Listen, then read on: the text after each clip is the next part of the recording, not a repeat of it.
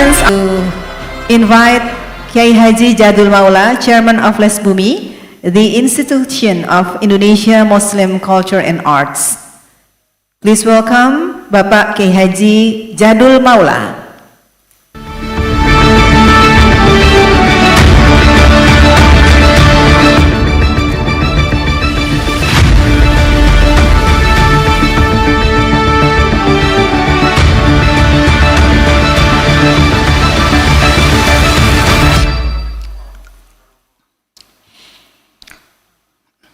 Selamat siang, Assalamualaikum warahmatullahi wabarakatuh. Terima kasih untuk moderator, panitia, dan peserta semua yang bersedia mendengarkan apa yang akan kami sampaikan. Mohon izin, kami akan menyampaikannya di dalam bahasa Indonesia. Ibu-ibu, Bapak-bapak sekalian, saya Muhammad Jadul Maula, Ketua Resmi, Lembaga Seni Budaya Muslimin Indonesia, PBNU, dan nanti akan ditemani oleh pengurus Resmi yang lain, Ibu Leliana, ingin menyampaikan atau memberikan laporan apa yang telah kami lakukan pada beberapa hari yang lalu, yaitu kegiatan penanaman pohon pusaka dan pohon mustika di Pura Puja Mandala di Bali. Resmi adalah lembaga seni budaya muslimin Indonesia. Izinkan kami ingin menggarisbawahi kata budaya di dalam kesempatan ini, karena masalah kebudayaan ini, konsep ini mempunyai banyak sekali arti dan paling sering disalahpahami. Bagi kami kebudayaan atau budaya itu ilmu leluhur Nusantara. Ilmu yang mendidik manusia untuk menjadi manusia. Ilmu untuk menyeimbangkan antara pikiran dan perasaan, jasmani dan rohani, pribadi dan masyarakat, dan juga mendekatkan hamba kepada Tuhannya. Leluhur kami datang dari berbagai penjuru dunia. Perpaduan antar bangsa, pertemuan antara pribadi dan pendatang yang datang dari berbagai penjuru dunia. Ada yang dari Cina, ada yang dari Timur Tengah, ada yang dari Asia Tengah, dari Afrika, dari Eropa, dan dari berbagai belahan dunia, termasuk Afrika. Dan kebudayaanlah yang kemudian bisa menyatukan kami dan membentuk bangsa Indonesia ini sehingga mempunyai falsafah Bhinneka Tunggal Ika. Kebudayaan berasal dari kata budi, bahasa Sanskerta yang artinya adalah kesadaran. Dalam pengetahuan leluhur kami, budi adalah kesadaran yang lahir dari cahaya spiritual.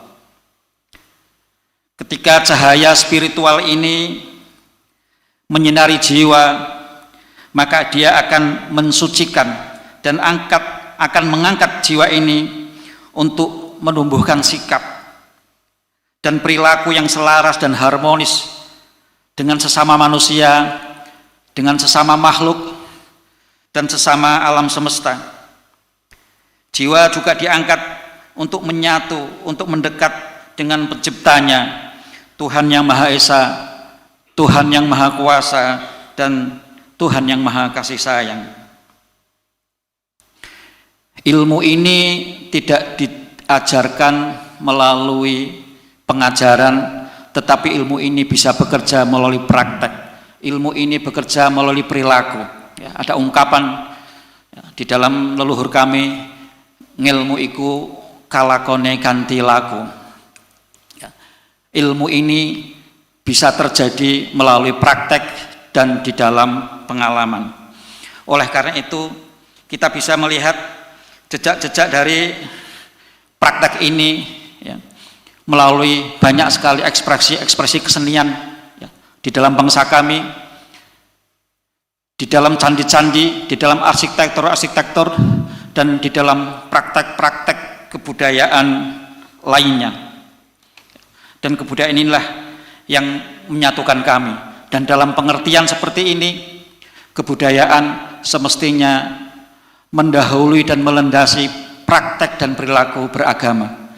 Karena tanpa didasari oleh keutuhan manusia, kesatuan jiwa dan spirit manusia, maka praktek keberagamaan bisa bersifat destruktif dan merusak.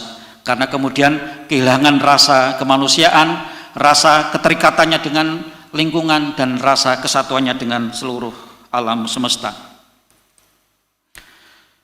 Dan bagian yang paling penting dari kebudayaan adalah ekologi. Dan menjadi bagian dari ekologi adalah pohon.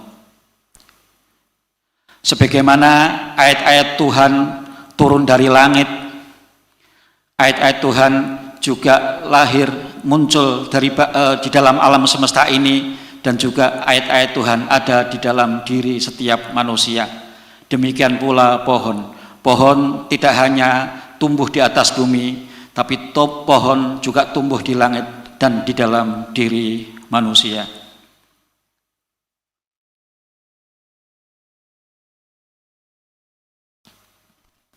Salam dari Tuhan penyayang melalui pepohonan. Dari pohon kita belajar kepekaan. Dari pohon kita belajar memberi manfaat. Dari pohon kita belajar menjadi manusia dan memanusiakan manusia. Tanah dan air bersatu menumbuhkan pohon untuk memberi udara pada makhluk hidup yang lainnya.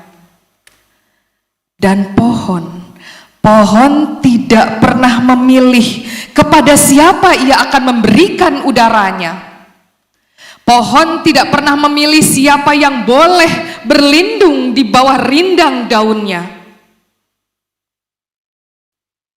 Dan pohon tidak pernah melarang siapapun memakan buah-buah yang tumbuh padanya. Pohon tumbuh seperti kasih sayang Tuhan kepada umatnya. Melalui pohon, kita sampaikan salam dari bumi kepada langit. Melalui pohon, kita tersambung energi dengan generasi yang belum sempat dilahirkan hari ini. Dan dengan pohon, kita berbicara kepada Tuhan Sang Maha Pencipta. Menanam pohon adalah menanam peradaban. Menanam pohon adalah menanamkan kemanusiaan. Menanam pohon adalah mewariskan cinta, kasih, dan perdamaian di muka bumi ini. Dari tempat ini, marilah kita berjanji. Perdamaian yang telah kita tanam akan tumbuh subur. Pohon perdamaian yang telah kita tanam akan berkembang, bertunas, berbuah, dan bermanfaat, membawa kebaikan bagi alam semesta. Amin. Assalamualaikum warahmatullahi wabarakatuh. Mohon tetap berada di atas panggung, Bapak dan Ibu. We would like to invite to present token of appreciation Bapak Hamdani PhD, the organizing committee. And we would like to present token of appreciation for both speakers, Bapak Kiai Jadul Maula and Ibu Liana, who has presented her beautiful poem. Imam Yahya Pallavicini, Chairman EULEMA, European Council of EULEMA from Italy. Swami Mitrananda, All India Chinmaya Yuva Kendra, and Rabbi Arthur Green, Ubri College. And now we would like to invite Canon Dr. Christopher Sugden, Church of England and Oxford Center for Religion and Public Life from United Kingdom as our moderator to lead the panel discussion. Ladies and gentlemen, please welcome the panel discussion, and for Mr. Dr. Christopher Sugden, the floor is yours.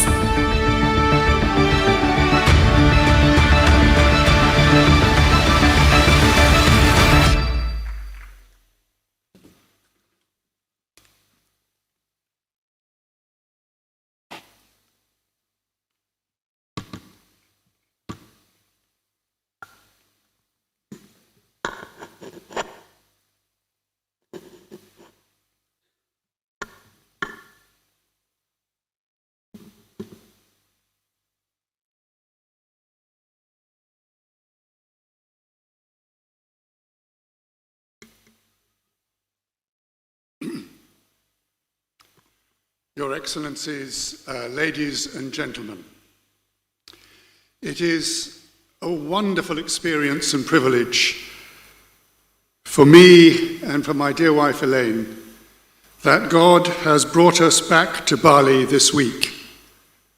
40 years after we spent a month here in Bali with Bishop Wayan Mastra of the Gereja Christian Protestant de Bali, who himself recontextualized the Christian faith into Balinese religious culture. And this also formed one basis for my own doctoral studies. It is therefore my great honor to begin our session on spiritual ecology by bringing greetings from Bishop Wayan Mastra, my friend and senior colleague for 40 years. And he writes, "The great Indian leader, Pandit Jawaharlal Nehru, described Bali as the morning of the world. We pray that this first R20 conference in Bali be the first worldwide movement to generate religious freedom and cooperation in the spirit of the one divinity principle of Panchashila, as we work together to improve the welfare of the people of the world." So writes Bishop Wayan. I myself note how appropriate it is that we are considering spiritual ecology here in Bali, where the Balinese religion and culture considers humanity, nature, and the divine all together. We are to consider this afternoon spiritual responsibility to act as stewards of God's creation. The book of Genesis is a scripture revered in the Hebrew and Christian traditions. Many of its narratives are referenced by the Quran as well. It has a profound message relevant to our concerns for God's creation and ecology. According to the first chapter of Genesis, God said, "Let us make mankind in our image, in our likeness, so that they may rule over the fish of the sea and the birds in the sky, over the livestock and all the wild animals, and over all the creatures that move along the ground." So, God created mankind in his own image. In the image of God, he created them. Male and female he created them. So Genesis says that humanity is made in the image of God. Ancient rulers set up images or statues of themselves in their realms, and especially in the regions that they had conquered, to impress on the people who was in charge, especially if the ruler himself was many hundreds of miles away and was never seen. These images were also placed in temples to represent the ruler before the presence of God. And these temples were usually situated within gardens. So the first man and the first woman were placed in the temple of the universe to look after its garden, referred to as the Garden of Eden in the book of Genesis. So Genesis teaches us that humanity represents the ruler who is not seen.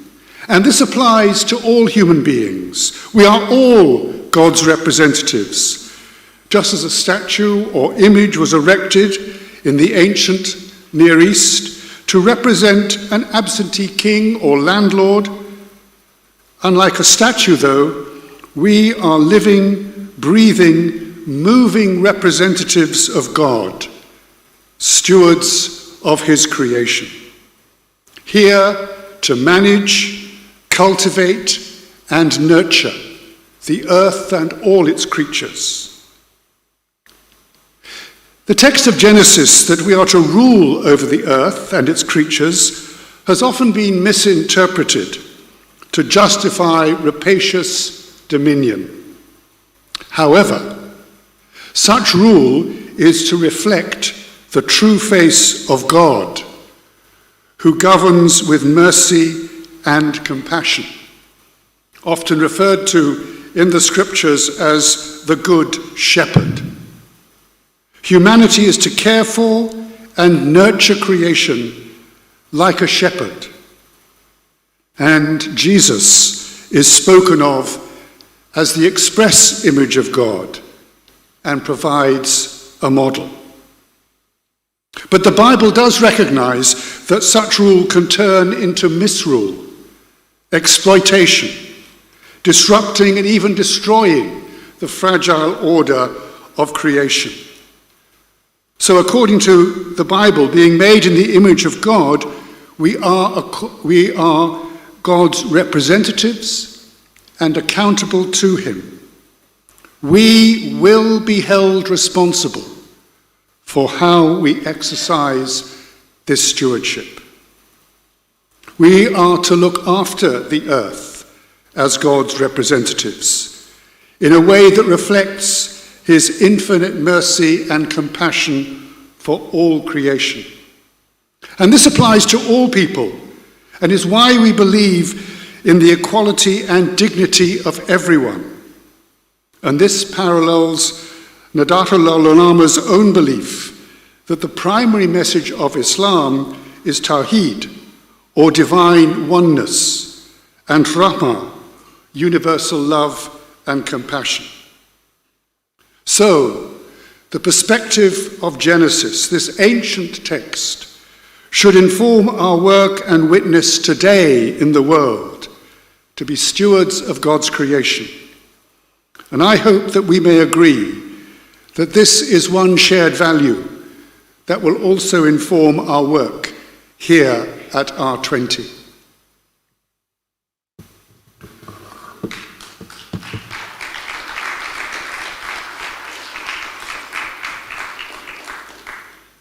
I now call on our main speaker today for the keynote address for this session, Imam Yahya Pallavicini from the European Council of Ulema in Italy.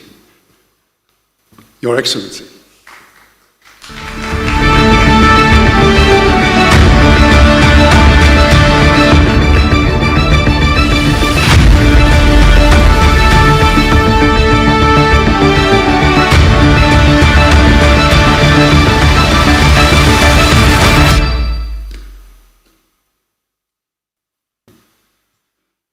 Bismillahirrahmanirrahim. Thank you very much, Reverend, for these introductory remarks that are actually exactly the way I would like to try to give my contribution. And I like to first of all thank Nahdlatul Ulama for this kind invitation and for organizing this first edition of this movement of R20. And within Nahdlatul Ulama, of course, the General Chairman Yahya Staquf. And let me also thank Holland Taylor and Timothy Khan for their scientific, wise, coordinating action for this intellectual occasion of exchange. I will try to divide my presentation in 4 points. The first two will be probably brief. One is, why are we asked to respond or to contribute or to share awareness on spiritual ecology? The other brief introduction will be, what are some problematic, misleading proposals? And then I will enter to the subject that was proposed to me, which is the Islamic contribution to the topic through this theme of Rahmat lil Alameen, which is the mercy for the worlds, according to a verse of the Holy Quran, and to some conclusions. Now, why are we probably asked to share an awareness on an engagement in spiritual ecology? I would say that probably some of these key words have been yesterday and today shared by many of the distinguished speakers and religious leaders. Just to focus on 3 terms, one would be materialism, the other one would be secularism, and the third will be globalization. Now, to make it clear, we are not here to demonize these 3 terms or to have a misleading interpretation of these 3 terms. Maybe my contribution would be only that we are criticizing the absolutization or the ideologization of these terms as a counter-narrative to the spiritual proposals of religions and according to their doctrines and according to the development of history. So we are not against the material world, but we are against materialism, which is the idolatry only of a material dimension against any other dimension. So the absolutization of material world. We are not against secular power. We are trying to contribute even as advisors to the European and Italian institutions, so the secular system. But we are in somehow critical on secularism as a hegemony or a political ideology that wants to brainwash humanity and citizens, neglecting any reference to the sacred dimension of life. And again, globalization, it has been mentioned, ilm al-tawheed, according to the Islamic doctrine, is the science of monotheism or the science of unity. So we are not, of course, against the global symbol of the world, but we are probably critical to this universalistic proto-economic ideology of standardization of the world and of humanity according to a very simple and only commercial value point. So again, this is, and I think these 3 key words have done a lot of damage, even in the terms of here today and why we are here to try to have a meditation on spiritual ecology, because these three isms, globalization and secularism and materialism, have not provided a true solution to mankind. Let me then now be a little bit more provocative in saying what spiritual ecology, according to my education, is not. So spiritual ecology, according to my education, is not relativism, is not syncretism, and is not spiritualism. Again, there is a risk that we take one part of the whole reality and create an absolute ideology that is not anymore part of the reality, but it becomes the whole reality.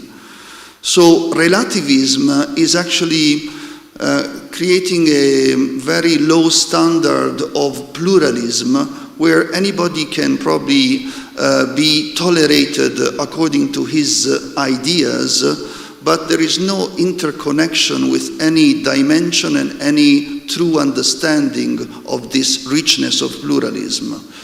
So at the end, it's erasing the identities of a spiritual, intellectual, cultural, political, social dimension.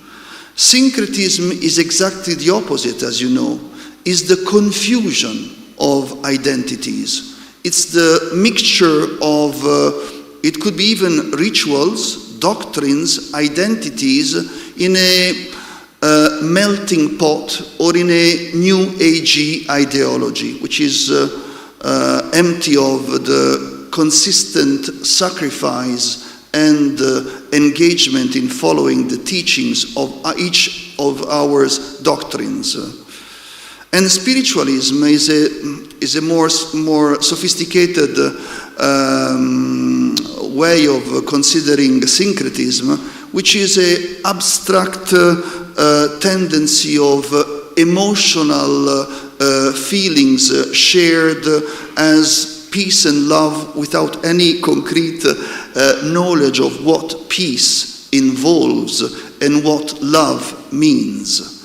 So these are not, according to my education, correct references or concrete proposals for any kind of spiritual ecology.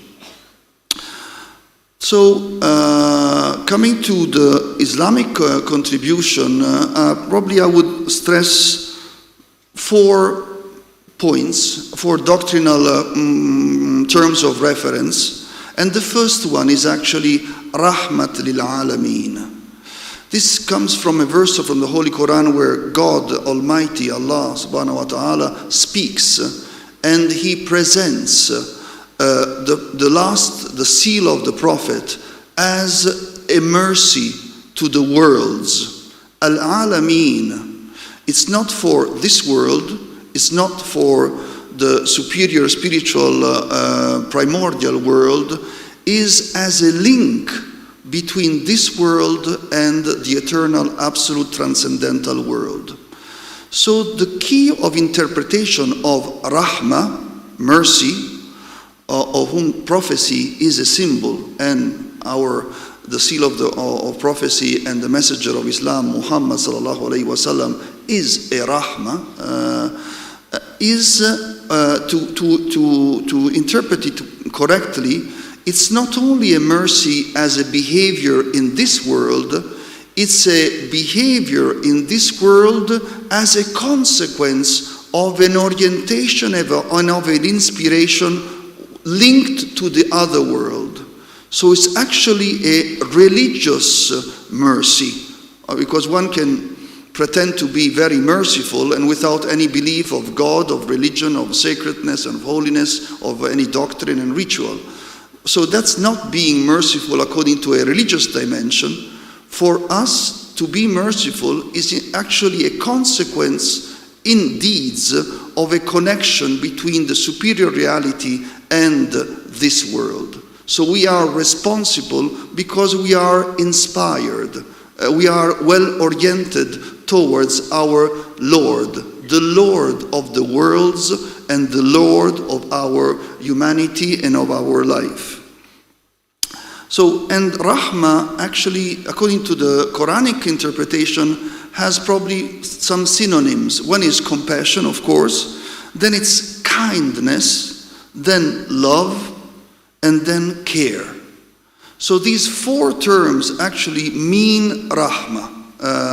And so actually we can be inspired to care for the other, to love the other, to be kind to the other, and to be compassionate towards the other. But it's not only, again, I like to repeat this, it's not only a question of horizontal behavior. It's a question of trying to interpret His care, His kindness, His mercy, and His love. So we are instruments of His dynamic, of His action. And in this way, we are really, truly merciful to the other and among ourselves. So again, it needs a metaphysical orientation. The second term of the Islamic doctrine is fitra. Fitrat Allah. Fitrat Allah allati fatara an-nas alayha. That's another verse of the Holy Quran, which is the natural nature of mankind, or the primordial nature of mankind, the true nature of mankind. And what's the true nature, what's the natural nature of mankind? It's His holy nature. So the nature of the identity of mankind and of every human being will find his natural dimension even in action if he recognizes the Lord of his nature, which is the nature of Allah, the nature of God. So this is actually another proposal to consider the question of spiritual ecology. It's not only planting trees, any tree, anywhere, because this would not solve the ecological crisis, is actually reframing and reorienting, as it was mentioned, as vicegerents of God on earth, His nature in the symbol and signs of nature around us.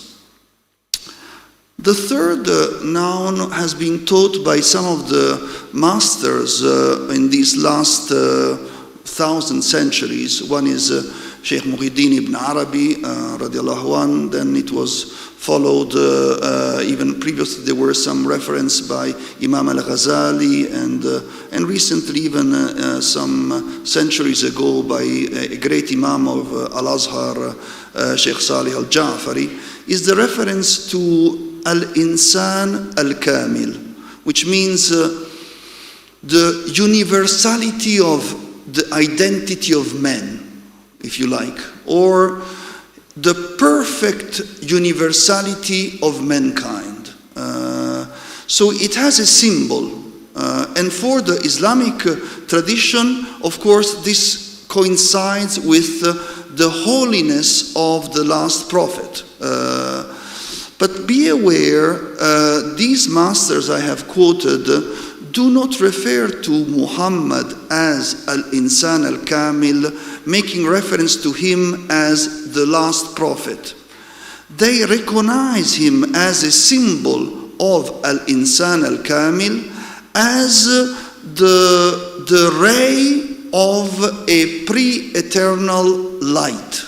Nur Muhammadi brings to Al-Insan Al-Kamil. So the manifestation of perfection in humanity is a consequence of light, enlightenment. And this brings to, for me, a core issue in the responsibility for spiritual ecology, which is sacred knowledge. It's not competences only, it's not skills, it's not organization or pragmatism, is try to share the renewal of an intellectual enlightenment as brothers of different faith or of the same religious community as a responsibility for the management of ourselves, humanity, and the environment at large. So it's a question of intellectual enlightenment. It's not only a question of copy and paste a technique or a solution or a pragmatic issue. It's really a spiritual research or quest for truth, and through this research we might be inspired to contribute to the perfection and changement of ourselves and of the world around us.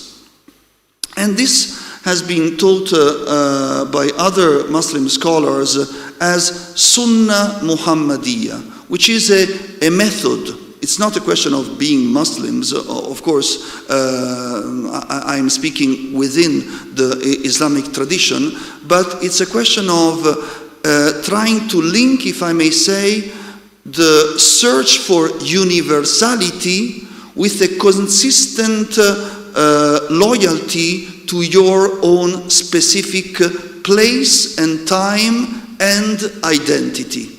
You cannot change time. You cannot live in eternity. You cannot live in unity, but you can go towards unity. You can go towards the truth through a process of sincerity, of honesty.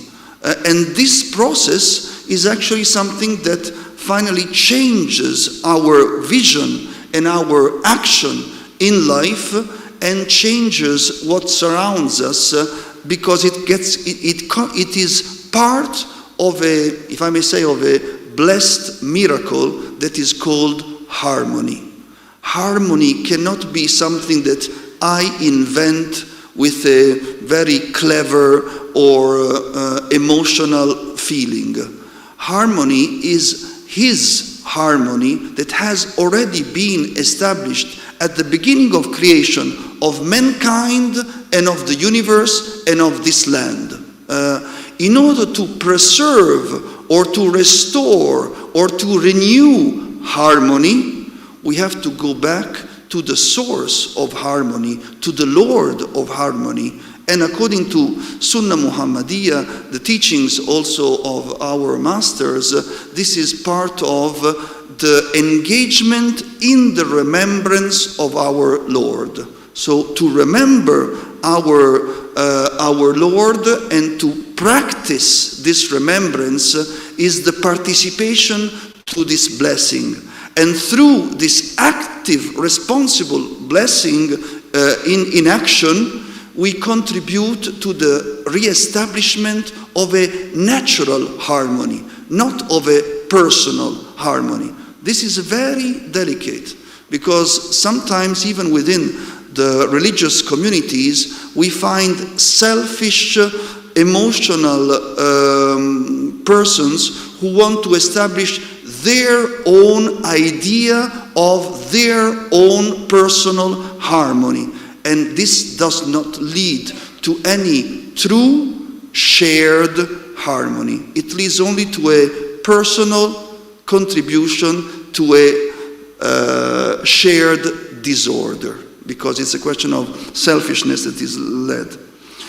Conclusions. I think that as probably you have heard in this presentation, what actually is the goal of an engagement in spiritual ecology is really to be consistent in this link, very complex link. You need a lot of jihad al-akbar, a very holy and big and greater spiritual effort to allow the holiness to overcome to your individual soul temptations. And this is the only way. Once you have established this priority and these proportions, then you are contributing to a more universal harmony that is shared by other brothers and sisters around you.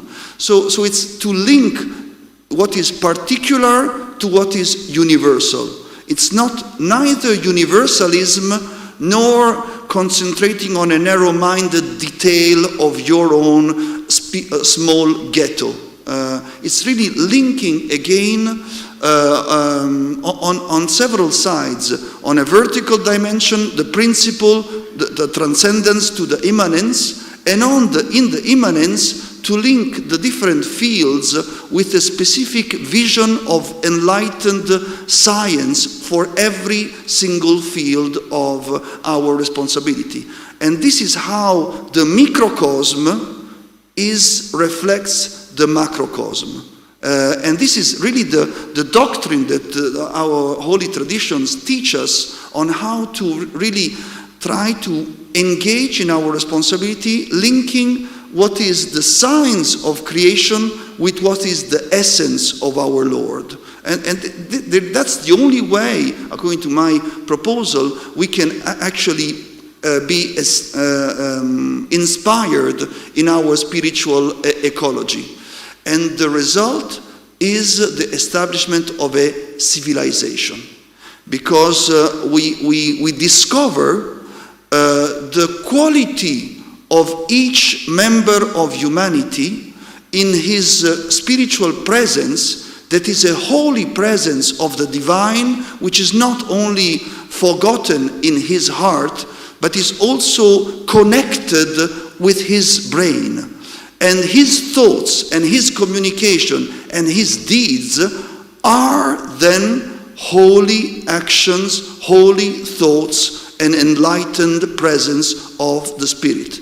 And this is how, sharing this engagement, we can bring or build, or rather build this shared spiritual ecology as a common engagement. So we are rediscovering the primordial nature of every human being, and, if I may say, the sacred dimension of brotherhood and engagement as a responsibility for spiritual ecology in these times and in this space. So this is actually, and I insist, so at the end, it is a reference to holiness. It is a reference to sacredness. It is a reference to be consistent to the spiritual priorities of our spiritual belonging as religious leaders and believers in our own specific communities, but with an awareness of, if I may say, the end of times.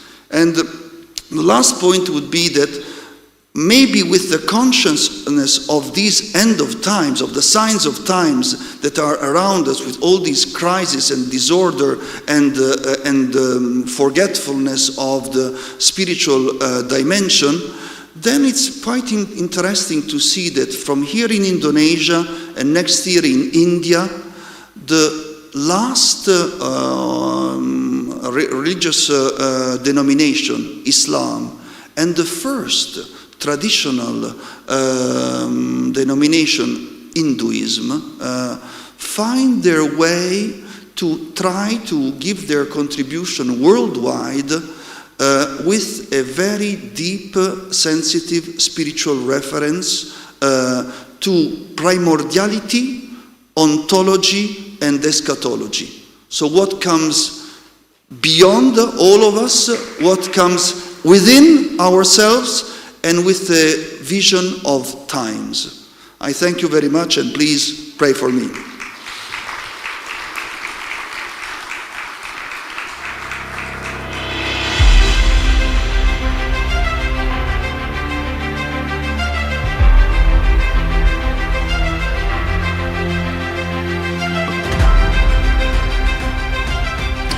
Well, our thanks to Imam Pallavicini for clearly linking our care for the natural order to the transcendental order. How I wish those going to COP27 could hear your presentation as a balance to their approach to things. Well, we have further enlightenment now as we listen to Swami Mitrananda, a disciple of Gurudev Swami Chinmaya, and he serves as a spiritual teacher of the Chinmaya in Chennai, in Madras, in India. He's the director of national projects for the All India Chinmaya Yuva Kendra, and publishes an international youth magazine. Now, he spearheaded many innovative and nationwide projects, such as the Youth Empowerment Program and Awakening Indians to India. And in these, he uses outdoor experiential learning, adventure, travel, biking, car rallies, theatre, writing and creativity. I'll sign up for the car rallies, sir. Please.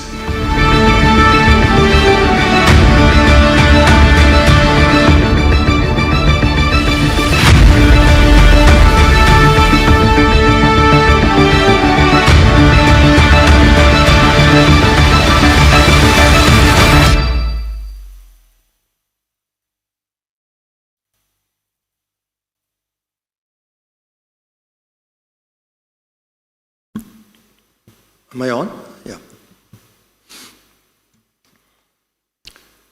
My salutations to everyone present here. My fellow seekers, namaskar. I salute the divine in you. My hearty congratulations to the organizers, the sponsors, partners of this brilliant initiative. A noble thought of this kind would have happened only when the mind has got still. Many things are born when the mind is quiet, when the mind is silent. A jabbering mind can never produce subtle, sublime initiatives.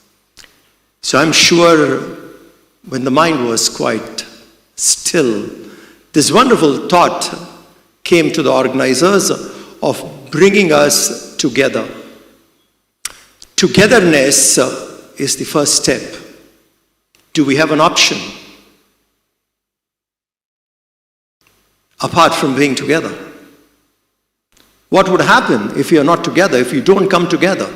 We have seen in the past genocides in the name of God, ethnic cleansing in the name of God, all kinds of issues in the name of religion. It really makes us think, are we the solution or are we the problem?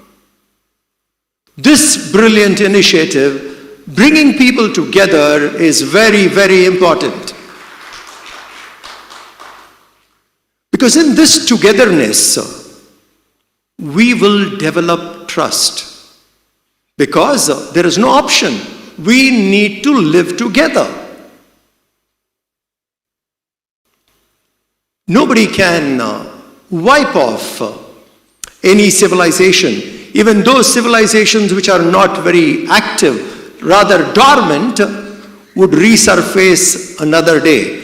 God's plan are mysterious. So any good thought, any good civilization would resurface again. It is impossible to wipe out civilizations. Rather, it would be beautiful if we come together, like what we have attempted now, and celebrate the variety, celebrate the plurality of reaching God. There are many, many ways to seek Him, and we can celebrate different paths. And that makes us all understand clearly that every path is valid.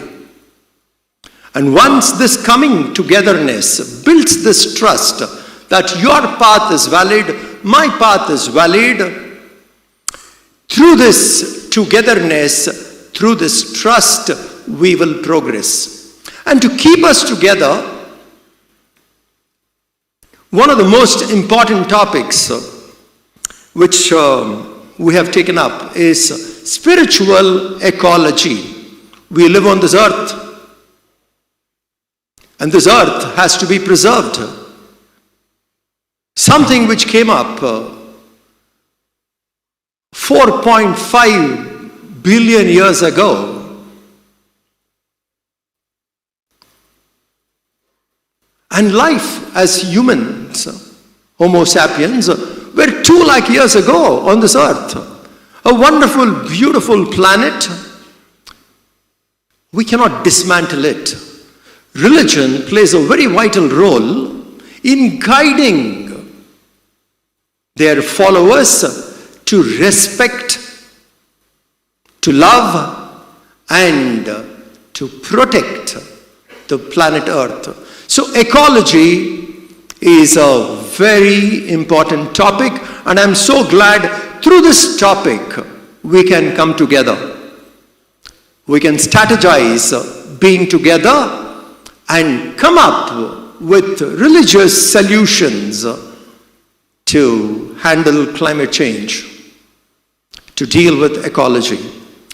What does Hinduism say about ecology?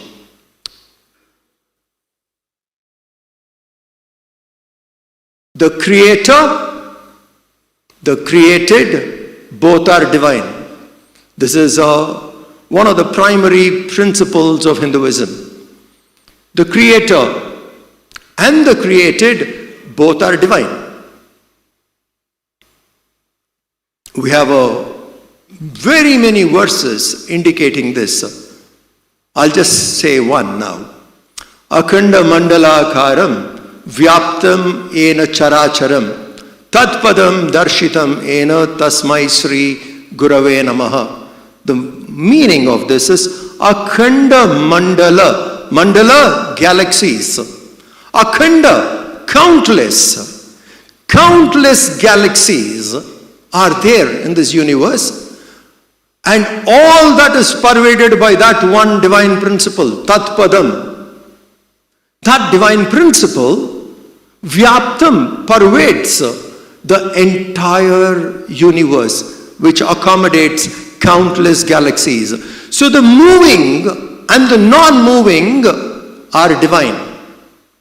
If this idea is really understood, then we will start worshipping, respecting, revering the earth.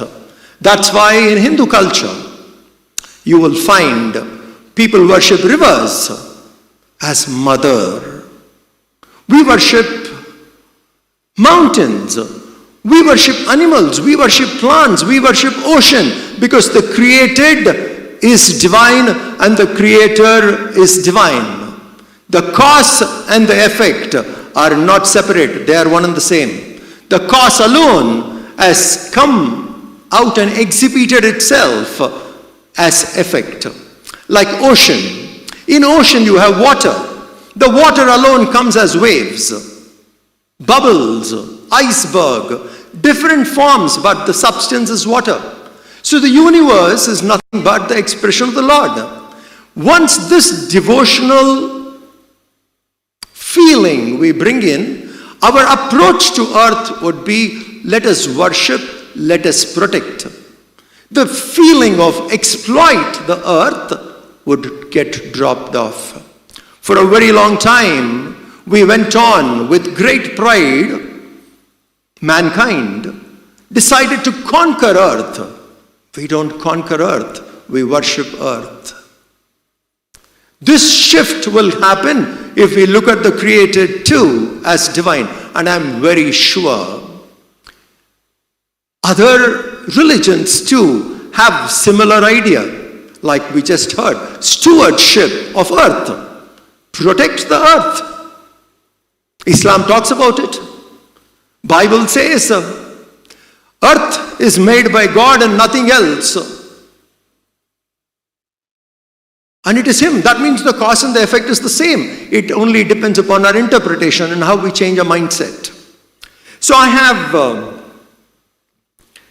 3 verses from the Bhagavad Gita, which actually speaks, and we would be quite stunned how these thoughts were there long, long ago. In the Bhagavad Gita, chapter 3, I take 3 verses, that means basically two lines is each verse. The first verse says, Sahayagnya praja srishtva purovacha prajapatihi anena prasavishyadvam eshavos tvishta kamaduk.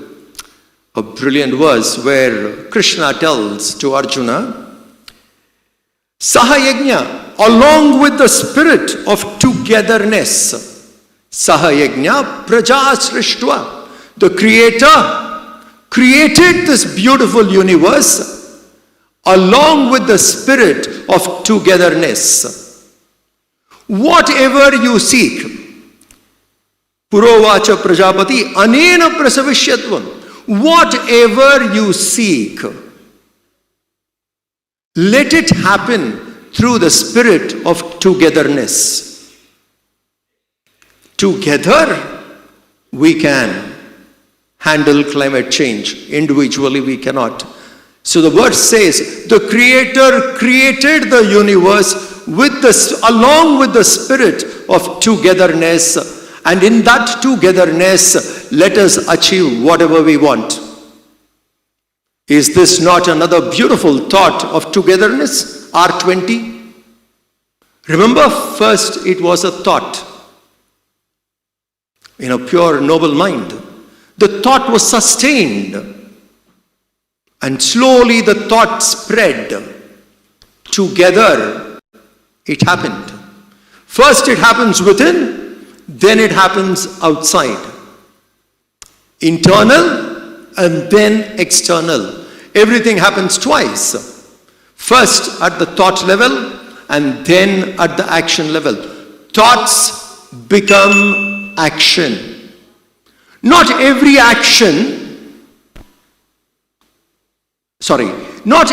thought becomes action, but every action was once a thought. So in the spirit of togetherness, if we sustain this thought of protecting this earth, I'm sure that would manifest.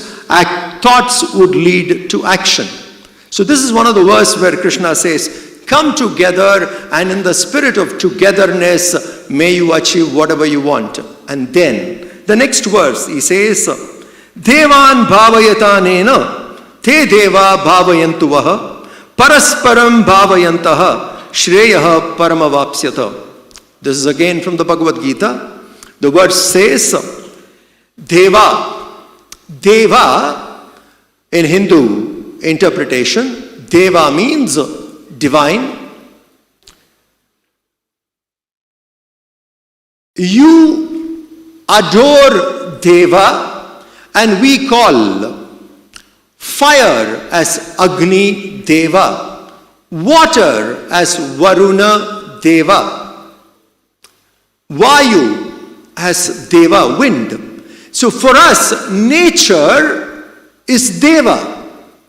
For your easy understanding, you could translate a closer meaning would be angel, fire, angel, Vayu, angel, what we call as Deva, Devata. So the verse says, you take care of the Devas, and Devas in turn will take care of you. You take care of nature, nature in turn will take care of you. Parasparam bhavayantaha. Parasparam, nourishing each other. You nourish nature, nature in turn will nourish you. Nurturing and nourishing each other, may you attain highest good. Paramavapsyata, may you attain the highest good, nurturing each other. You take care of nature, and nature in turn will take care of you. Protecting, nurturing together, we can take care of each other. And the last verse, he says, Ishtan bhogani o deva dasyante yajna bhavitaha. Here he says, those outcome which comes when the nature blesses us, we in turn don't take care of nature, The word used is, you're a social thief. Stena eva saha. But if you take care of nature, dasyante yajna bhavitaha. The nature comes back to you like a servant coming and offering service to the master.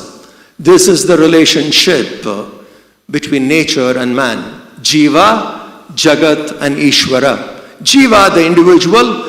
Jagat, the universe.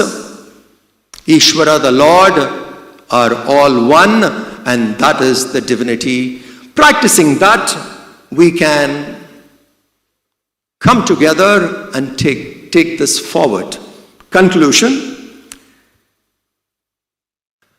Let us guide the younger generation who is moving away from religion. Give them visible divinities, not non-verifiable divinities. Too abstract to connect.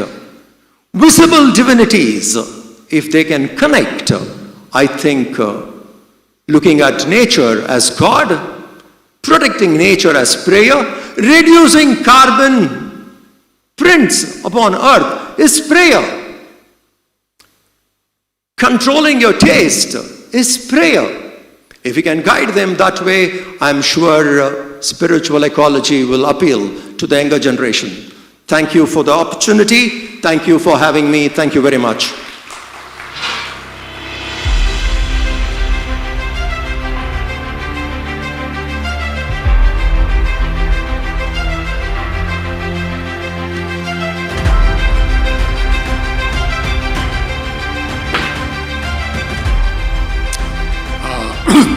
Thanks to Swami Mitrananda. We've only got to look around at the beauty of nature here in Bali to see the impact of the Hindu understanding of nature on people's care and appreciation of it. So thank you very much for giving us that understanding. Now we come to a Jewish reflection from Rabbi Dr. Arthur Green, who is an American scholar of Jewish mysticism, a neo-Hasidic theologian, and one of the most respected and influential Jewish intellectuals of his generation. He's recently retired as the Irving Budnick Professor of Philosophy and Religion at Hebrew College and rector of the Rabbinical School, which he founded in 2004.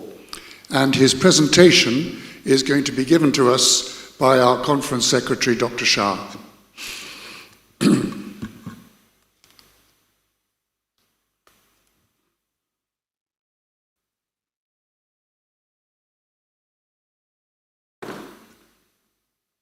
It's my privilege to read a text drafted by the great rabbi and scholar, as Reverend Dr. Chris Sugden just indicated, the Rabbi Dr. Arthur Green. And the reflection is entitled, Creation, Awakening to God's World.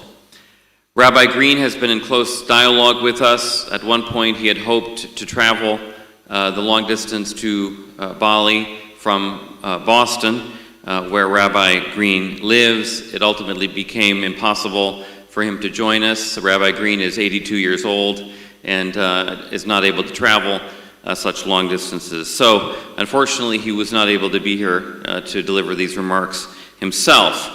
It is, though, a great privilege for me to be able to read them. In many ways, these reflections are a beautiful conclusion, not only to our panel on spiritual ecology, they are a beautiful climax of our reflections throughout the last 2 days on the responsibility that we have to contribute our resources, the resources of our great traditions of religion and spirituality, to fostering genuine and dynamic solutions to global problems, rather than being a source of problems.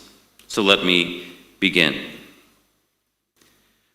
As a person privileged to be entering his 9th decade on this beloved planet, I am able to take a somewhat long view of contemporary history. I was raised in the mid-20th century, the child of a fully secularized and rather militantly atheist household, like those of many American Jews in that era. Of course, my atheist father was himself the grandchild of pious Hasidic Jews, but that belonged to the distant and mostly forgotten past. Religion itself, as a force in human affairs, was seen as a thing of another era. Jews coming out of Eastern Europe rushed headlong into the modern world, thought of religion as an ultra-conservative force on the world stage. Its image was that of the Russian church in the latter days of the Tsar, or of the hapless rabbis who stayed behind in old world small towns and with their values as thousands of young people moved off to cities and to new continents, engaging the bold new world of the 20th century. Secularization was seen as a constant and unstoppable process. No one looking ahead from the mid-20th century would have predicted the tremendous role that religion would play in the 21st century.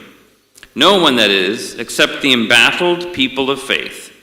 To everyone's surprise but their own, Christians, Muslims, Jews, Buddhists, Hindus, and others fill the front pages of contemporary newspapers, which document us, religious believers, as a tremendous and sometimes indeed frightening force in world affairs. The question before us is whether we can make this be good news, even redemptive news, for the history of human civilization. As a religious person who does not anticipate the direct interference of a divine hand in history to save us from ourselves, I have come to ask the question of such salvation differently. Will the resurgence of faith in God or a rebirth of religion bring about the deliverance of our so urgently threatened planet? Needless to say, there is plenty of evidence to the contrary. We have recently seen Buddhists slaughtering Muslims in Myanmar, and Muslims slaughtering Christians and Yazidis on the battlefields of Syria and in Iraq. But it was not so long ago that we heard of Christians slaughtering Muslims in the refugee camps of Lebanon, and of a certain Jew cheered on by others who did the same to Palestinian Christians, thereby desecrating the holy grave of our shared ancestors.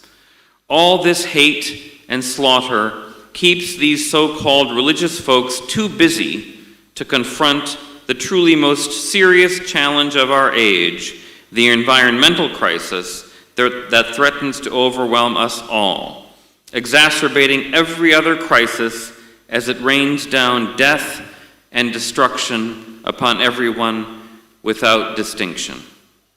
But is there also a good, possibly even salvific side to this new power of religion, one that might lead us to face together rather than ignore that challenge? How do we bring such a committed and shared religiosity to birth? Let me propose another way of asking the question. We humans are the first species to have the ability to destroy our biosphere as a fit habitat for all higher forms of life. But we are also the first to be equipped with the moral conscience and perspective that might prevent us from doing so. Is that more than coincidence? Religions, despite all their limitations and narrowness of vision, serve humanity as the great vehicle for the awakening of that moral conscience. To say it in classical Western theological language, might it be that the rebirth of religion is emerging from a divine call that is welling up within us, stirring us to repent of our collective abuse of this planet and of one another before it is too late? Could it be? Is God seeking to protect that last shred of moral conscience in humanity? Is religion itself being given the gift of this awareness and power as a new chance to stir conscience? Is the one we worship sending us a call to awaken humanity from its dangerous, self-serving slumber before the earth is pillaged to the point of utter destruction? We people of faith need each other, my friends, and the world needs us to realize how much we need each other.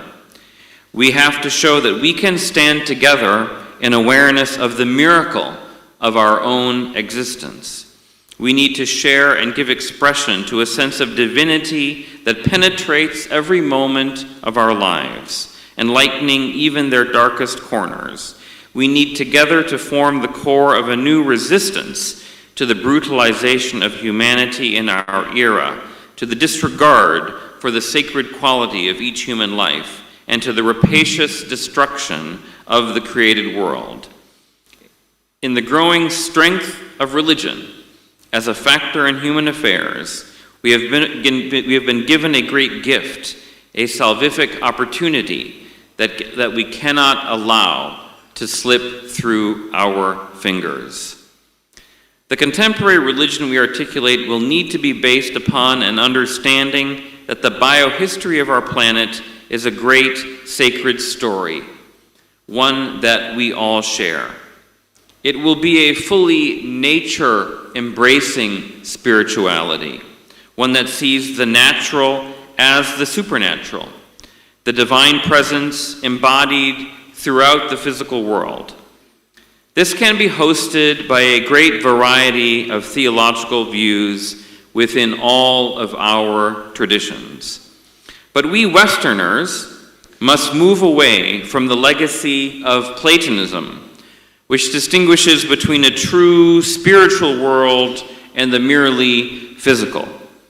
A creation-inflected spirituality means that we celebrate the divine presence within all of God's creatures. However, we spell out the details of how that presence is embodied. A sense of spirituality is precisely that which brings us closer to an appreciation of nature and a sense of awe before its wonders. That awakening of wonder and its renewal is the most important message that we religious folk, all of us, have to bring to the postmodern world.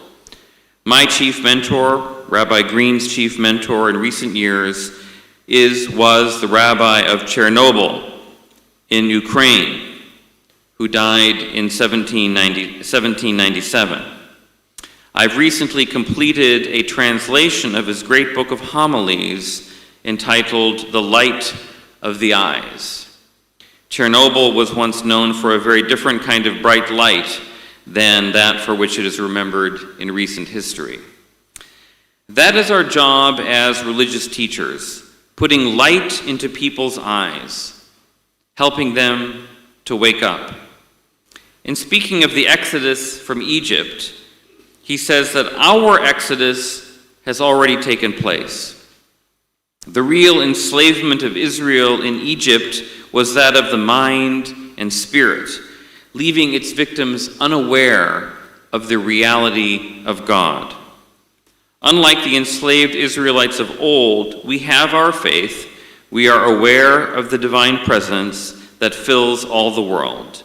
The challenge now, he says, is how to make our actions, our moral selves, live up to our spiritual awareness. Our situation is a bit different. We too live in a certain bondage of mind and spirit. It is the secularized consciousness of our societies, along with too much pursuit of success and comfort, that blinds us to the wondrous quality of existence that surrounds us in each moment. As the Hasidic master knew so well, the first task of religion is the liberation of the spirit.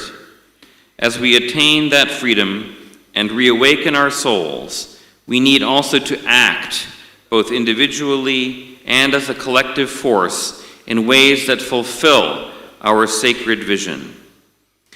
We religious folk represent a tremendous potency for change in our world. Religion is still the language that moves the hearts and minds of most of humanity. We religious leaders of the West need to find a way to reach out to our counterparts throughout the world, including Christians, Muslims, Hindus, Buddhists, Confucianists, and others. We need to make common cause in defense of a truth that we all share, however varied our nuances in ways of expressing it. All that exists contains and manifests the power or presence of the one who created it or who is it.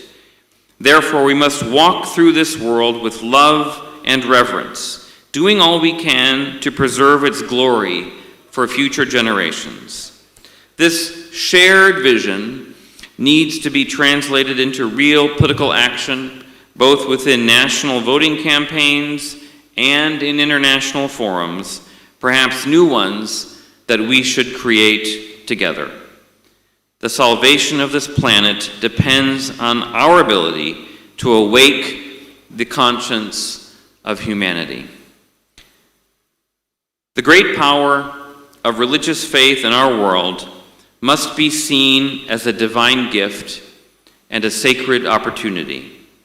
In it may lie humanity's greatest hope for liberation from self-destructive forces that will cause terrible harm in times already upon us, both to our own offspring and those of all the other species that depend upon us for survival. But what we do with this gift is in our hands, especially those of our religious leaders. Only in working together, embracing this earth as embodied divine creation, will we be able to move forward. Humanity awaits our shared message. Thank you very much.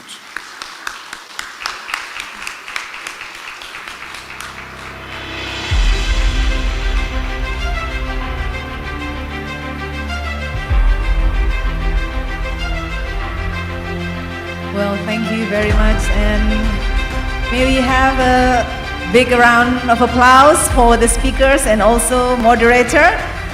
And we would like to invite Bapak Kiai Haji Nasaruddin Umar, the Grand Imam of Istiqlal Mosque of Jakarta, to come up on the stage to have a presentation of token appreciation to the speakers, and also Mitrananda, All India Chinmaya Yuva Kendra, Rabbi, Arthur Green Hebrew College, and also Imam Yahya Pallavicini from Italy. Thank you very much indeed. Now you may return to your seats. Once again, please give them a big round of applause. Thank you.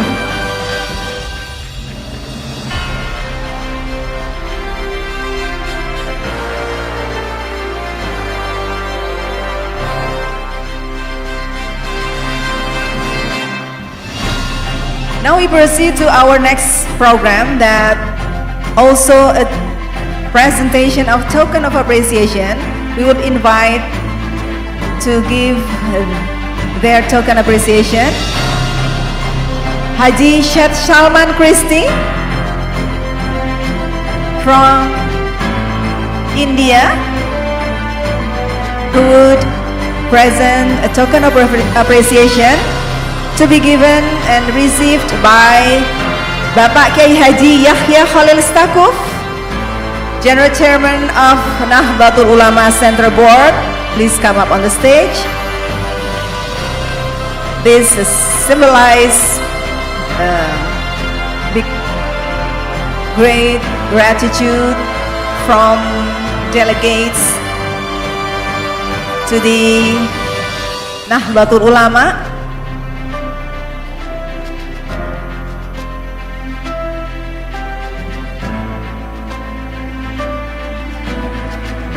As Nahdlatul Ulama became the initiator and founder of G20 Religion Forum, NU or NU and the Center for Shared Civilizational Values also invited all delegates in this forum.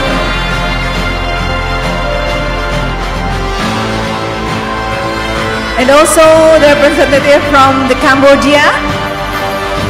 Representative from Cambodia, we kindly invite you to come up on the stage. Yeah, the representative from Cambodia would like to present a token of appreciation to Bapak Kiai Haji Yahya Khalil.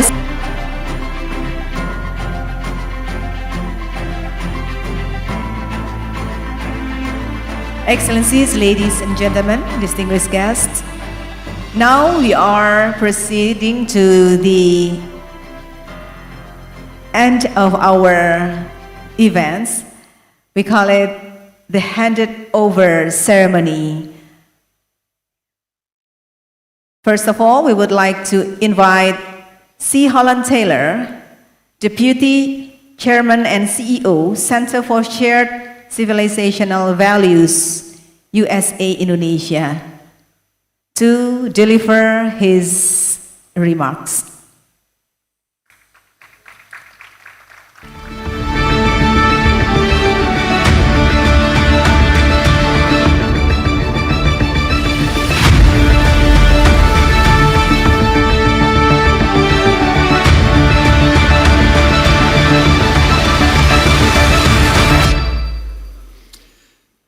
To the honored Kiai Haji Yahya Stakov, to the Honorable Sheikh Al-Hyatt, to the Honorable Ramada Varanasi, to all of the noble religious leaders who have gathered here from many countries. We could say that you are sharing with us in a dream come true. The Nahdlatul Ulama was established almost 100 years ago. But there's a tradition of Islam in Indonesia and Nusantara that is much older, just as the religious figures who are here are from religious traditions that are ancient. The Nahdlatul Ulama traces its religious lineage back hundreds of years in this region, and obviously all the way back to the founding of Islam in Makkah and Medina. Now, every religion and religious leaders always have a choice what we put our attention on. One thing that is consistent within the Nahdlatul Ulama throughout the time I have known the preeminent spiritual leaders of Nahdlatul Ulama is that they are extremely consistent. I went on a trip in 2008 to Jerusalem. It was after we had held a Holocaust conference in Bali in 2007. And the host of the conference was Kiai Haji Abdurrahman Wahid, the former chairman of Nahdlatul Ulama and the former president of Indonesia. I was approached by Rabbi Abraham Cooper of the Simon Wiesenthal Center. It was a time when there was a great deal of Holocaust denial in the Middle East. And the gentleman in question, Rabbi Cooper, said, it was a tremendous response and rejection of this notion that the Holocaust never occurred happening in the West, but there's no response whatsoever in the Middle East. And it's my belief that perhaps only in Indonesia could this occur, that a religious leader would come forward and directly address the Holocaust. And I would appreciate it if you would speak to your close friend, Kiai Haji Abdurrahman Wahid, and ask him if he would sponsor a Holocaust conference in Indonesia. It took me 4 days to think about this because I knew how much trouble it was going to cause us. And I used my intellect thinking about this, and my intellect could not come to a conclusion. But eventually I gave up intellectually, and I just felt, and I felt that we should do it. And I was in America at the time, and I would never discuss anything like this with President Wahid over the telephone. I could talk to him over the telephone, but I would never talk to him over the telephone about anything important. So I got on an airplane, and I flew to Jakarta, and I went to the headquarters of Nahdlatul Ulama, where he had his office, and I asked him what he thought of this idea. I said, actually, Bapak, Father, do you think it would be appropriate to hold a conference, a Holocaust conference? And President Wahid closed his eyes, and he was silent for about 30 seconds. Then he opened his eyes, and he said, yes, we will do it, because it is the right thing to do. We held that conference, and on the evening before the conference, there was a joint editorial, a joint op-ed that appeared in the Wall Street Journal worldwide on the day of the conference, co-authored by President Wahid and by Rabbi Israel Lau, a survivor of the Holocaust as a child. He lost his mother, he lost his father, he lost everyone. And I should actually just mention in this context that there was a Holocaust survivor who came to that conference. And we had 20 Nahdlatul Ulama Kiais from Central Java. We had 20 young Hindu students. And this Holocaust survivor asked a simple question. He said, there's a lot of Holocaust denial going on, but I just have one question. If there was no Holocaust, where are my parents? Where are my aunts and uncles? Where are my grandparents? Where are my brothers and sisters? I lost them all, and I was the only one left. He had the people in that room in tears, including the Nahdlatul Ulama Kiais, and the impact of this was obviously significant. Now, this is what Nahdlatul Ulama is like. Kai Haji Abdurrahman Wahid, Kai Haji Yahya Stakov, people here often speak of him as a second coming of Gustur. We refer to Kai Haji Abdurrahman Wahid as Gustur. And we love Gustur very, very deeply. There are people in the audience here who knew Gustur, such as Bob Hefner from Boston University, such as Reverend Miyake. He was a gentleman who touched so many human beings and so many lives. And he lived his life by example. He was famous. When I was speaking to the Wall Street Journal, actually, I introduced him to the editor of the Wall Street Journal op-ed pages the day before this op-ed ran. And President Wahid said to the gentleman, because the gentleman told me already that he didn't want anyone writing for the Wall Street Journal op-ed pages anywhere in the world more than he wanted President Wahid. And I was speaking to them. He was in New York, and it was about 30 minutes before the paper went to bed. And President Wahid said, do you think I was clear enough? Think it was strong enough? And then he got off the phone, President Wahid, and the editor of the Wall Street Journal says, he's not wanting to change the copy at the last minute, is he? And I said, no, I think he's just telling you he stands behind what he's written. Then we hung up the phone, and President Wahid said to me, you know, Holland, tomorrow there are going to be a lot of people who are going to be very angry at us. And it's true, I never knew anything about Judaism until this conference, until I became friends with Rabbi Cooper. Because I was raised a Christian, I became a Muslim. I feel affinity with many world religions, but I knew virtually nothing about Judaism. But after that event, there were many people who were convinced that I was Jewish because I had helped facilitate that event. But President Wahid was known for saying, one of his sayings, "Selalu jujur dan terbuka, tak perlu takut," which means we should always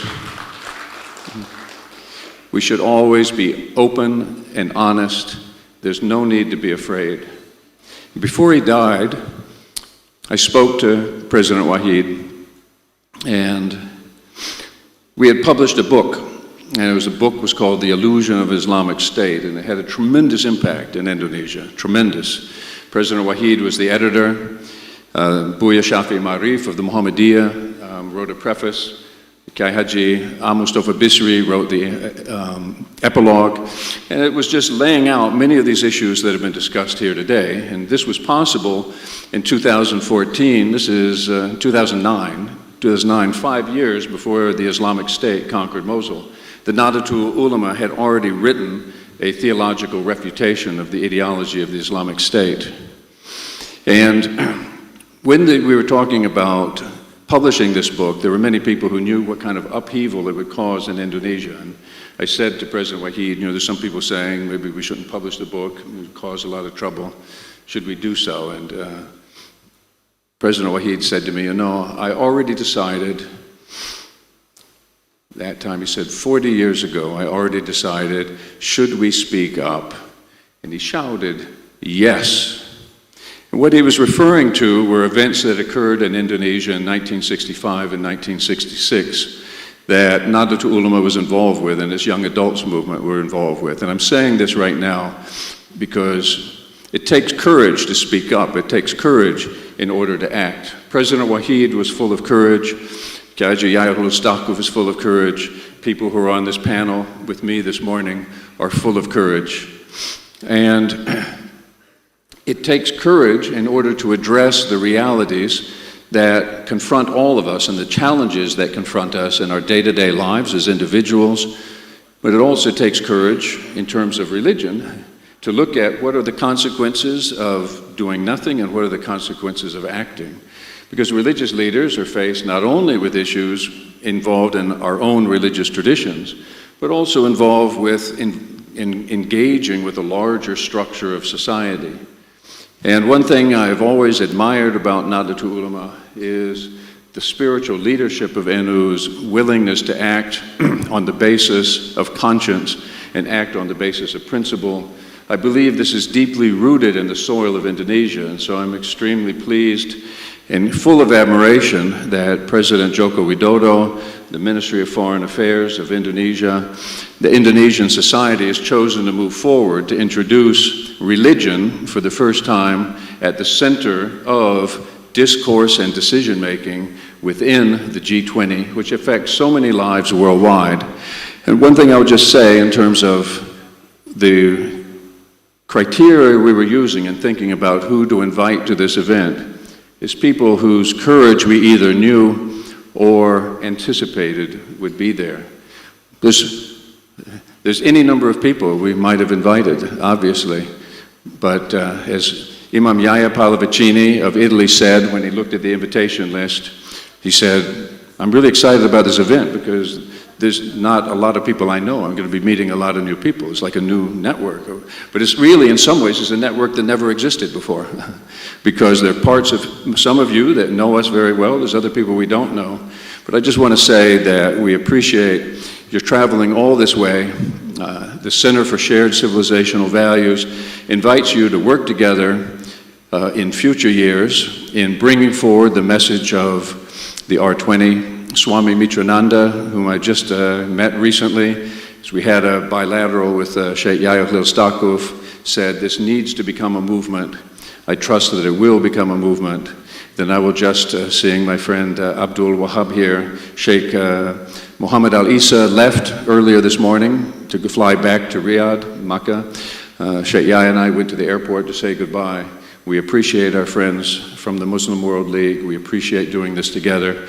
But equally, we appreciate each and every one of you. If there's been any shortcoming, we apologize sincerely, and we hope to see you again.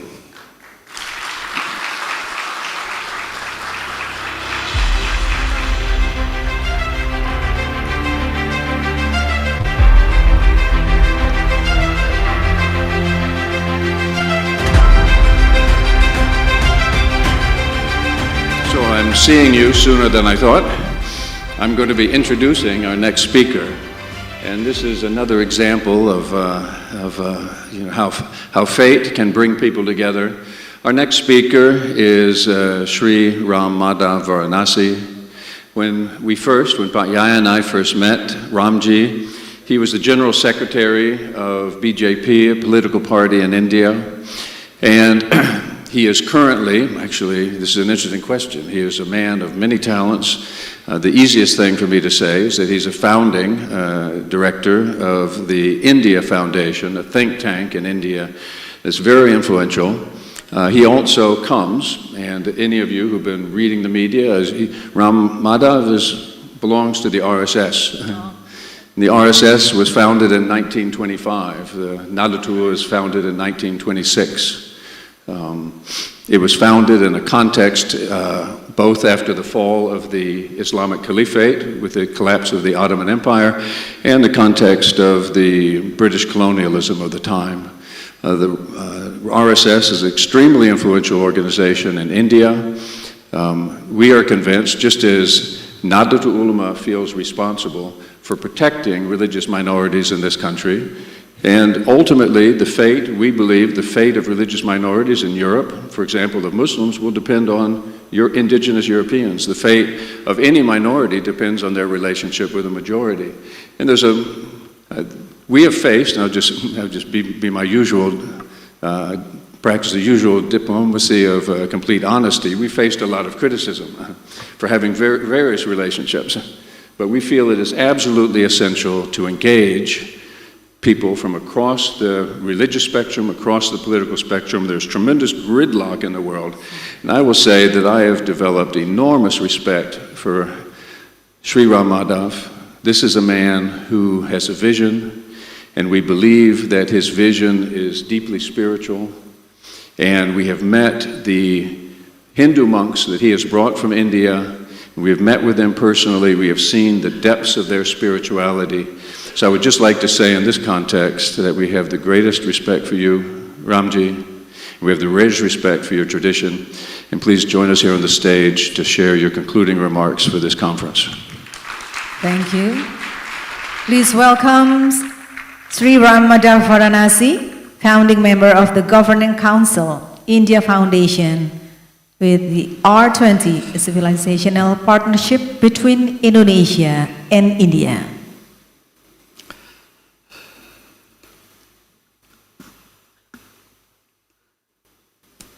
Namaskar. Good evening. What a wonderful 2 days of brainstorming here over human values. I do not know if Pak Yahya and his team realize that what kind of a tectonic force they have unleashed here.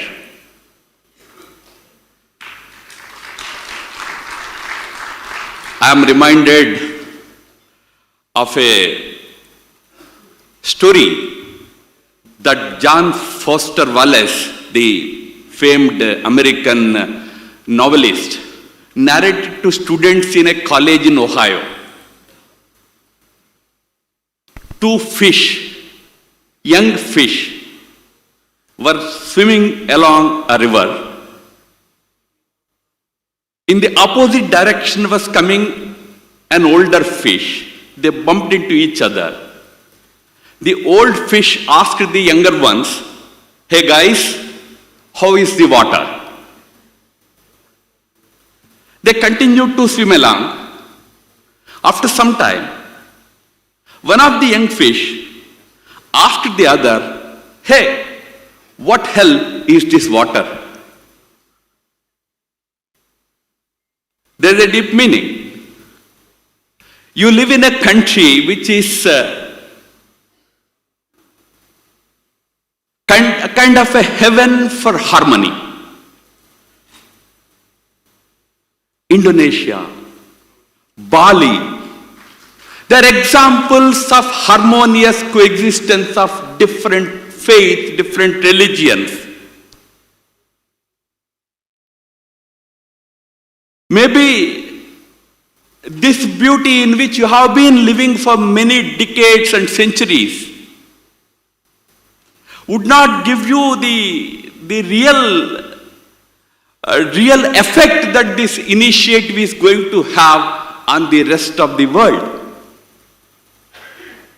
I wholeheartedly compliment you for taking up this great initiative as part of the G20. What is R20? Is it another interfaith talk shop where each one of us come, sing peons about our religion, pay customary courtesies to other religions, and go back convinced that we are the best? I think R20 is or should have a much bigger vision and objective. As an extension, as a sideline event of the G20, R20 must be seized of the situation that humanity is facing. In that sense, it's not just a religion-centric event, it is a humanity-centric event.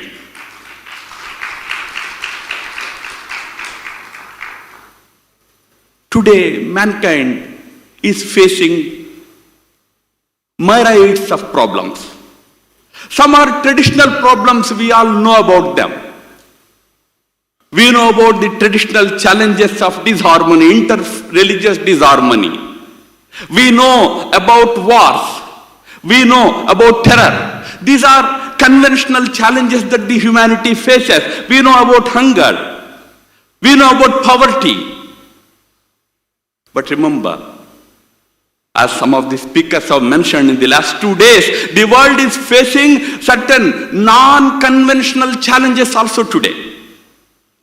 For example, we talked about, that Enlightenment thinker Spinoza called nature as God. He said nature is God. Worship of nature is the religion. There was the discussion earlier in the previous session. Nature, which is God, is in danger today. Climate issues, climate change is a challenge that humanity is facing. So is the body, human body, which the great Indian poet Kalidasa said that human body is the first step to enlightenment. Sharira madhyam khalu dharma sadhanam. The body is in danger. You do not know what virus comes from where, when, and how. And we are entering an era of artificial intelligence, era of new technologies. You know, this artificial intelligence is already making machines which are more intelligent than human beings, you and me. Hitherto, we believed that we are the most intelligent beings of the creation, of the God's Leela. But you have machines which are more intelligent than us. Google has recently developed a chess game by name AlphaZero. There is no chess player in the world, including Gary Kasparov or Vishwanathan Anand from India, who can stand up to that Google's chess game for more than 2 minutes. That is the level of intelligence of that chess game, that machine. More intelligent machines are coming. Now, the discussion in the psychiatry circles is that today machines have their own mind. Will they also have their own consciousness? Will machines start crying? Will machines start responding to situations? It may sound absurd to us today, but please don't rule out the possibility of humans, the ability of humans to create demons. We are entering into that kind of an era. Friends, the human progress has always involved major challenges like this. It's not the first time that humanity is facing these challenges. But there is an important distinction. The distinction is, in the past, when such challenges faced humanity, or humanity faced such challenges, there were philosophers, there were religious, spiritual leaders who could stand up and guide the mankind in the right direction. Today, we are busy quarreling amongst ourselves. The result is, there are no philosophers today. There is no Plato today. There is no Aristotle today. The religions are quarreling. And the politician, the technocrat, the economist is the new pope of the world. Power, economy, new demigods. We should be today pondering over this big challenge, and R20 should fulfill that big gap that humanity faces. We need philosophers today who have all the wisdom of all the religions. It's the cumulative wisdom of all religions that the R20 should represent, and this, together with leaders of G20, should guide the mankind.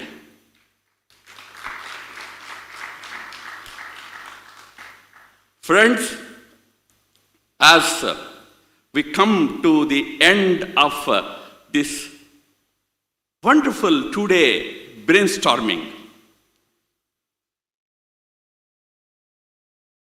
as a representative of India, we will be firstly very grateful to the government of Indonesia, led by the great president of this country, President Joko Widodo, and also the two big organizations, two organizations from the two corners of the Muslim world. From Indonesia, led by Pak Yahya, the Nahdlatul Ulema, and from Saudi Arabia, led by another big organization, the Muslim World League. You have created history here in Bali.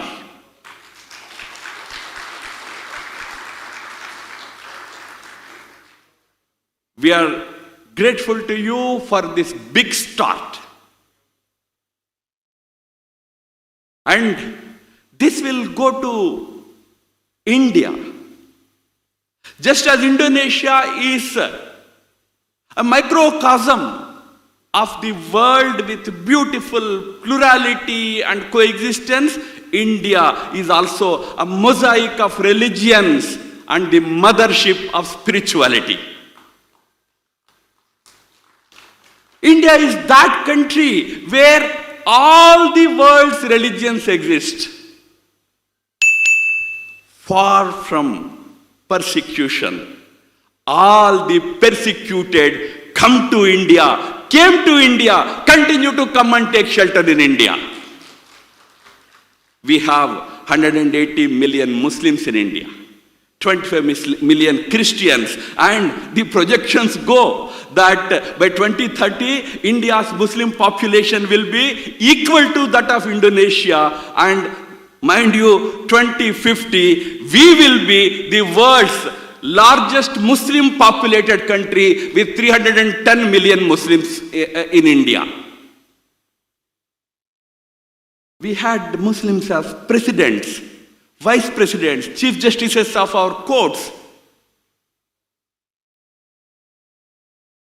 India is that country where absolute respect for all diversities is not only preached but also practiced and implemented to this day.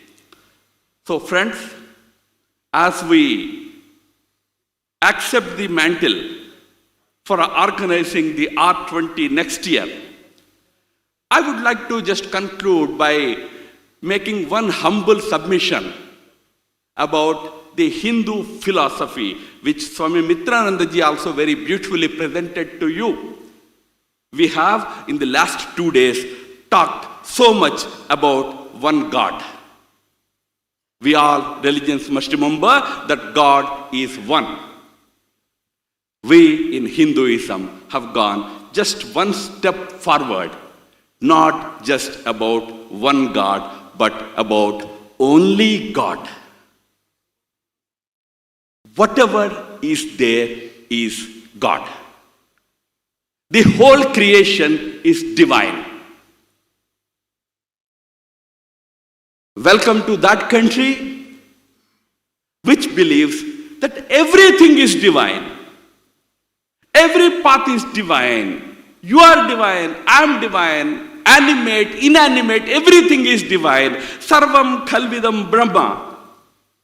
And that country which not just tolerates, tolerance is arrogance, not just tolerates, not even just respects, respect is patronizing. It not just tolerates, not just respects, but celebrates the diversity of humanity. We are the people who celebrate this diversity. Come and join us in that celebration next year in India. My thanks to all the organizers. Namaskar. Please to remain on the stage. Mr.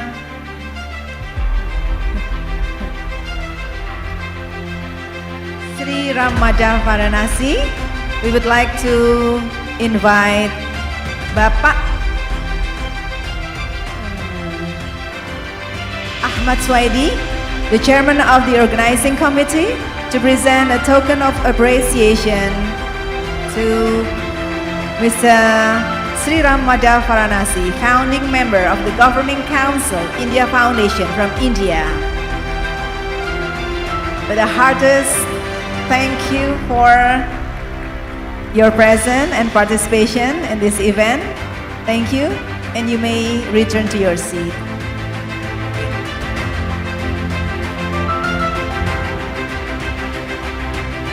Excellencies, distinguished guests, ladies and gentlemen, now we would like to extend these following important announcements in light of our agenda: G20 Religion Forum, R20 Summit, which will be held in Yogyakarta, Indonesia on November 4th up to 6, 2022.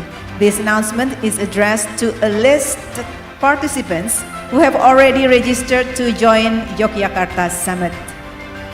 The first one, for this purpose, we have chartered special flight from Ngurah Rai International Airport to Yogyakarta that will be departed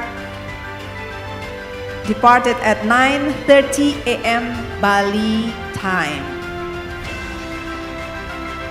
The second, please drop your luggage in the main lobby or concierge of the Grand Hyatt Hotel between 6 and 6:30 Bali time to be collected by the organizing committee. And the third, breakfast will be served at the Garden Cafe from 6 to 7:30 Bali time a.m. We provide a shuttle bus from Grand Hyatt Hotel to Ngurah Rai Airport, and our meeting point will be at the lobby Karangasem at 7:30 to 8 Bali time, 8 a.m. Bali time. We look forward to hearing from you, and we do need your confirmation for this agenda. Thank you. We wish that all of you had a pleasant and memorable moment during your stay in Bali. Thank you for your presence and participation, and have a safe flight, and see you in Yogyakarta. Ladies and gentlemen, excellencies, distinguished guests, we would like to have our next agenda that will be a handed over ceremony from government and religious leaders of Indonesia to government and religious leaders of India, which will be a host for the G20 Religion Forum in 2023. For this purpose, we would like to invite Bapak Kiai Haji Yahya General Chairman of Nahdlatul Ulama Center Board, to come up on the stage. And also, representative of India will be Honorable Mr. Sri Ram Maja Varanasi, founding members of the Governing Council of India. Please, we would like to invite you to come up on the stage here. Ladies and gentlemen, now we are going to witness the handover ceremony of G20 Religion Forum or Religion 20 or R20 from Indonesia to India as the new and the next host of R20 in 2023. And we are inviting all religious leaders from India to join to the stage with Mr. Sri Ram Maja Varanasi to have a procession of handover ceremony. And from our government, we would like to invite Mr. Muhsin Sihab, the ambassador of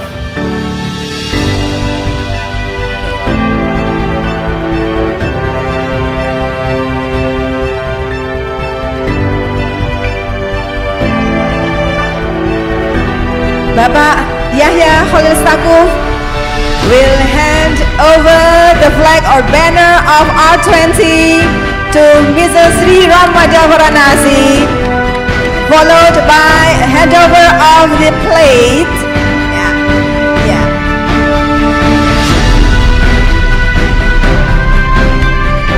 This is really a great moment for us to witness a handover of the G20 Religion Forum from Indonesia to India.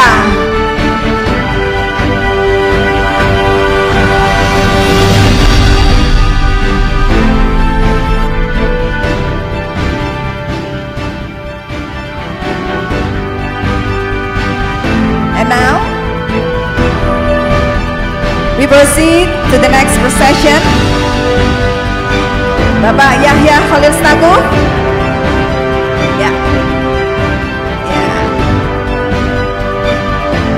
would present a plate of R20 to Mr. Sri Ram Maja Varanasi.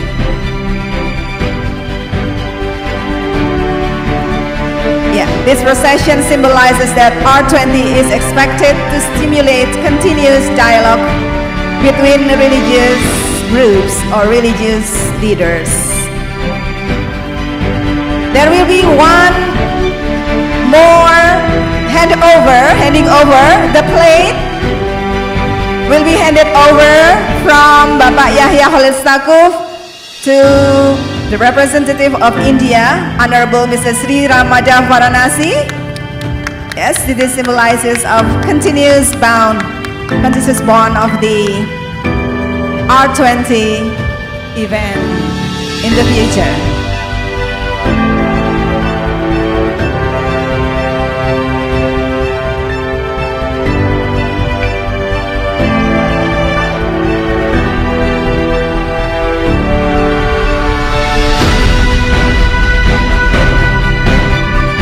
We will also invite Bapak Kiai Haji Yahya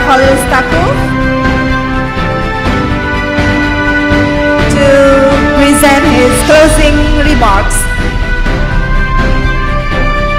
Bapak Kiai Haji Yahya mohon untuk menyampaikan sambutan penutup pada akhir dari sesi ini. Kami persilakan Pak Kiai menyampaikan pidato atau sambutan penutupnya. Okay, there will be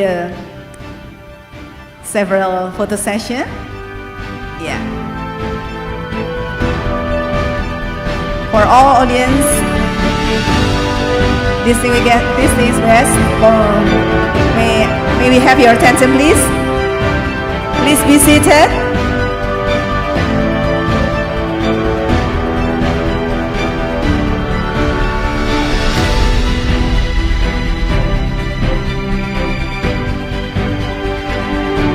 Ladies and gentlemen, this forum is hoped that the result of the forum will reveal ways to overcome this religious problem, because religious problems often occur not only between religious people but also within one religious community.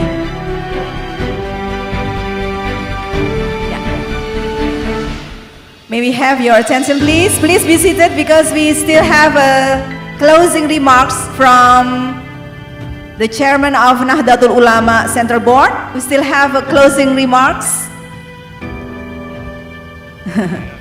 We would like to request you to return to your seat.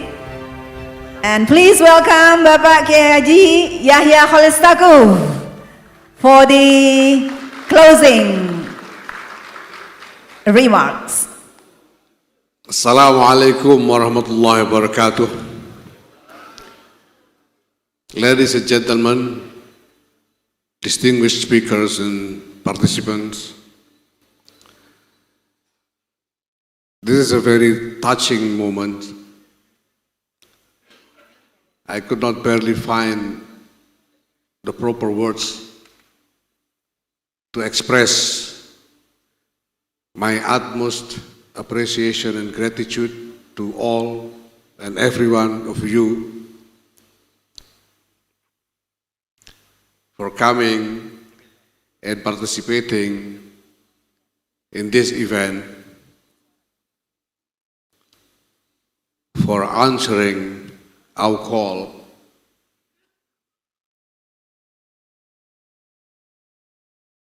and for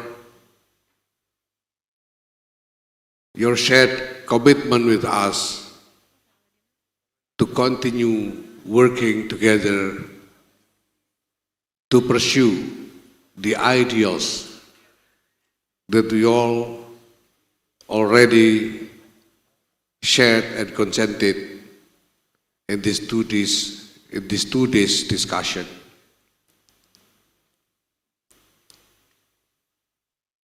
But let me begin by conveying the greetings, the salam, with apology from His Excellency General Secretary of Muslim World League, Dr. Muhammad bin Abdul Karim Al-Isa, who has to leave early this afternoon because he is tied to another schedule that he cannot abandon. So he sent his greetings for all of you. Assalamu alaikum.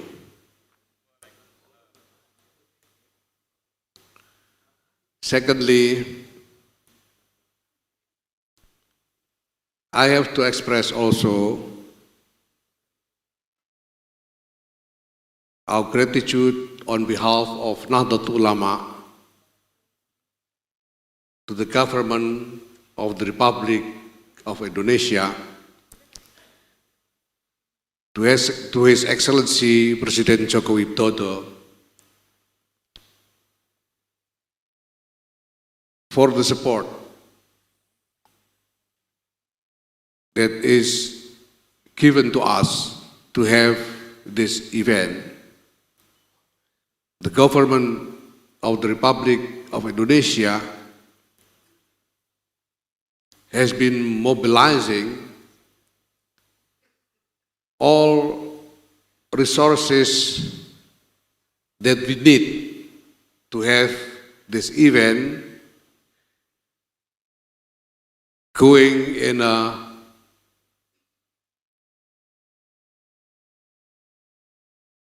best manner that it can be, and also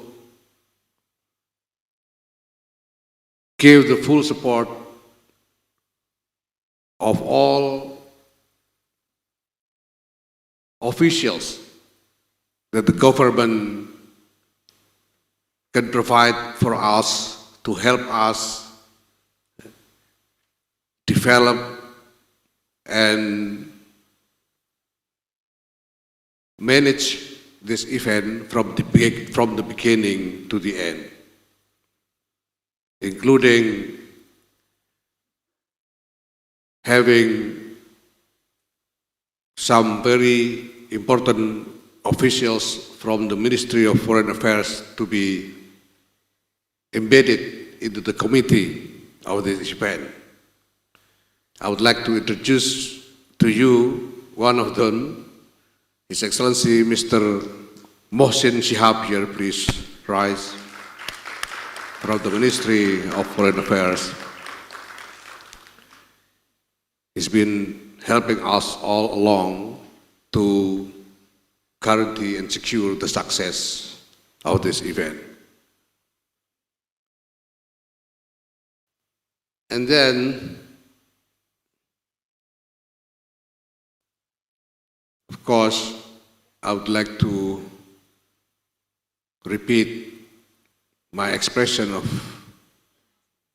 gratitude and appreciation to all and every one of you, distinguished speakers and participants. This is the beginning of the manifestation of a long time struggle that we've been doing from within Nahdlatul Ulama, and then from time to time reaching out, find friends, partners and allies all over the world to have a global movement for the ideals of how religion can constructively and positively contribute to the betterment of human condition and toward a better future of humanity and human civilization. We make universal call and we engage whoever answer, and you have answered our call.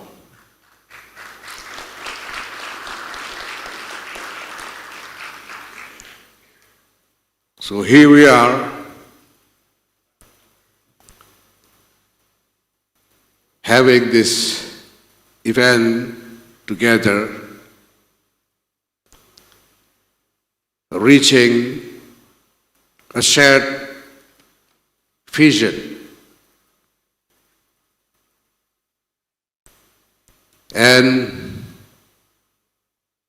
to this point,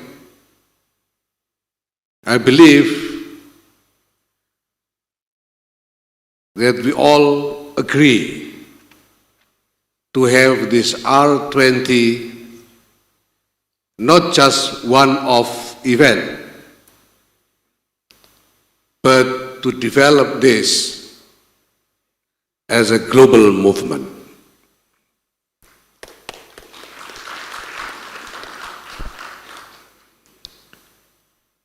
Like I mentioned in my opening remarks yesterday, this initiative comes from a sincere, good and spiritual will. And we call to all people of goodwill from every faith and nation to join this endeavor together with us.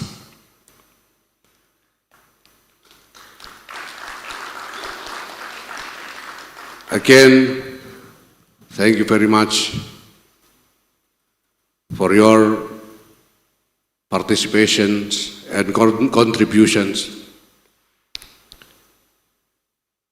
And may Allah Almighty God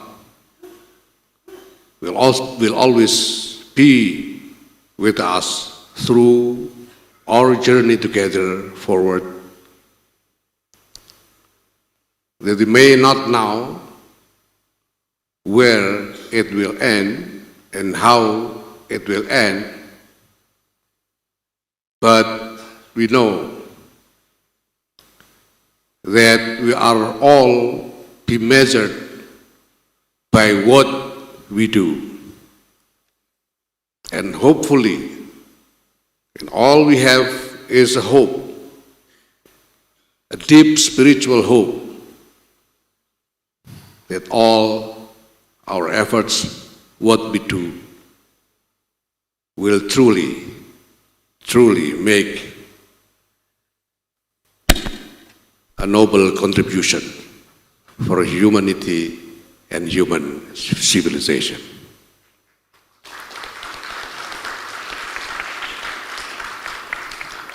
Thank you.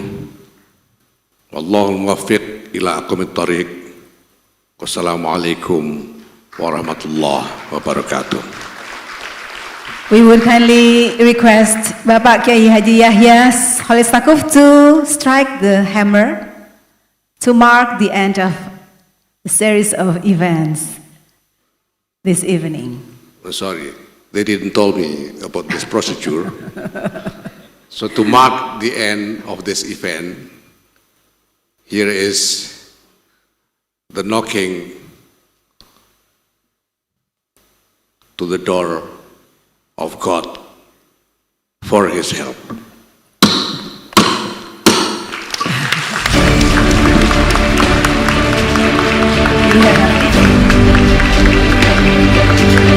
Yes, the knocking of the hammer.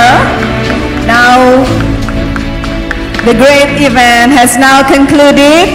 Yeah, and we would like to invite all delegates to join to the stage to have photo session, a photo group with Bapak Kiai Haji Yahya Khalil Stakuf.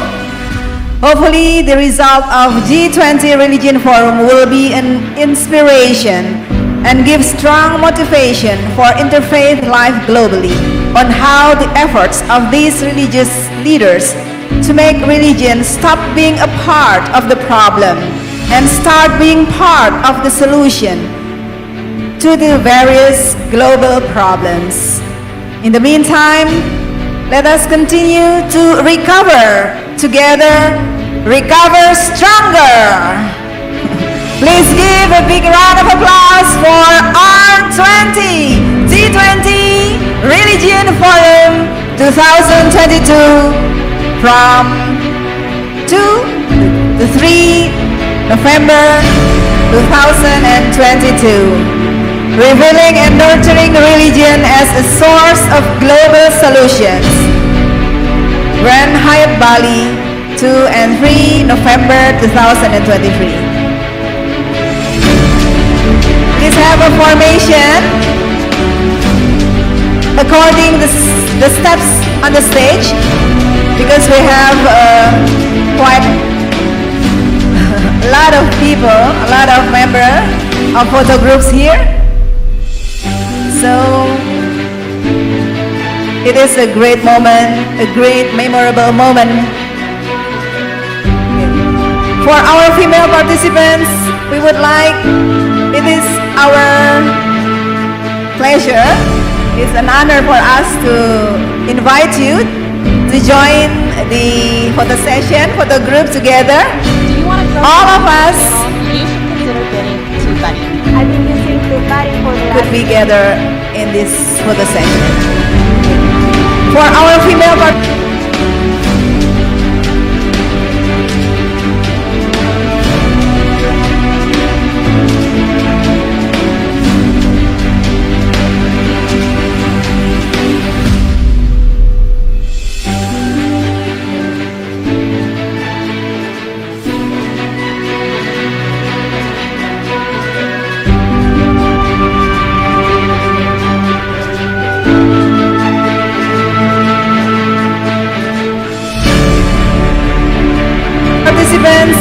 would like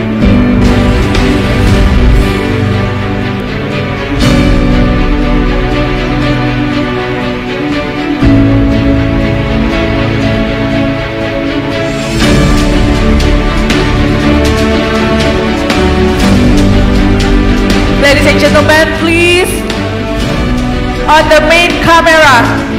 3, 2, 1. Okay, again. 3, 2, 1.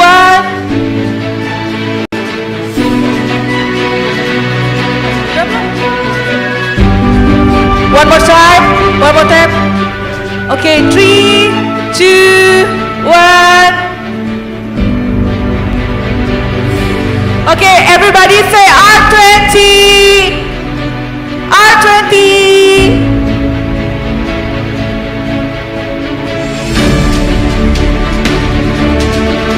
Excellencies, ladies and gentlemen, we would like to remind you all to prepare for our farewell dinner that will be held at Taman Begawan Nusa 2. Please gather at the lobby area at 6:30 p.m. Bali time at the lobby of Grand Hyatt Hotel Nusa 2 Bali, and afterwards, before we leave this area, press conference will be held at the foyer area of this ballroom. At the lobby area at 6:30 p.m. as our speaker. At the lobby of Grand Hyatt Hotel Nusa 2 Bali, and afterwards press conference before we leave this area, ballroom. Press conference will be held at the foyer area of this ballroom. 2023 will present Bapak Kiai Haji. God bless you. Namaste. Wallahul muwaffiq ila aqwamit thoriq. Wassalamualaikum warahmatullahi wabarakatuh.